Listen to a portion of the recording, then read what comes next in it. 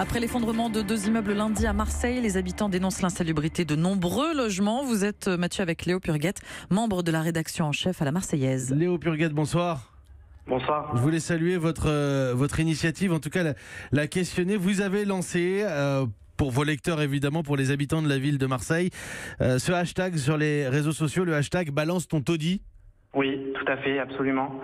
On l'a lancé donc ce matin et puis aussi dans nos pages pour inciter les habitants de la ville de Marseille, qui sont pour beaucoup confrontés à l'insalubrité, à témoigner et à pointer les logements dans lesquels ils vivent pour que finalement la honte et puis la peur changent de camp.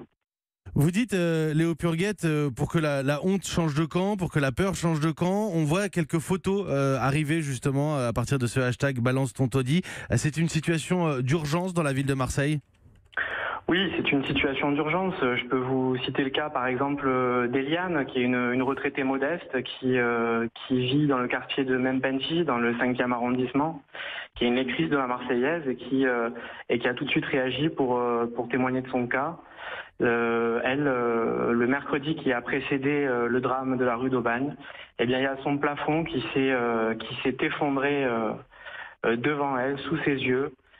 Vous voyez, elle avait averti elle aussi sur l'insalubrité, elle avait sollicité son syndic, qui est le même que celui de la rue d'Aubagne. Et puis, elle aurait pu finir sous les gravats. La réponse de Jean-Claude Gaudin, celle qu'on a entendue en début de journal, Léo Purguette, j'imagine que, d'après ce que vous dites, elle ne vous convient pas. Elle ne convient pas en tout cas à nos lecteurs. La Marseillaise, depuis longtemps, dénonce l'insalubrité, le mal logement. Mais nous le faisions de façon un petit peu parcellaire, si vous voulez. L'objectif de cette enquête, c'est vraiment d'avoir une vision globale et qui parte du témoignage des habitants, du témoignage de nos lecteurs. Merci beaucoup Léo Purguette. Alors, on peut trouver le hashtag balance ton taudis sur les réseaux sociaux, évidemment sur Twitter, très facilement pour voir les résultats qui sont remontés dans la Marseillaise, évidemment. Vous travaillez à la Marseillaise, Léo Purguette, et vous avez accepté de répondre à nos questions ce soir.